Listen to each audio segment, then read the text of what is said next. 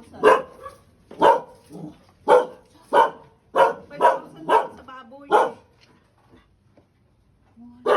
Sabi nyo kasi ngayon kayo magbabayad, kaya ngayon kayo sisingilin. Wala.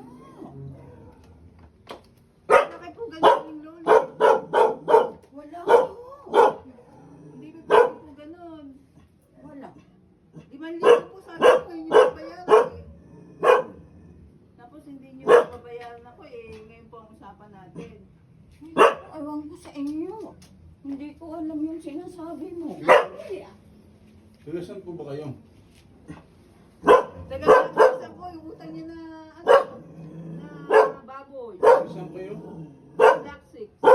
Buwer. Kailan kayo inutangan? Nung nakarang buwan lang. Wala. Wala ko. Walang utang, hindi na umutang ng ano yan. Walang alam ako sa sinasabi mo.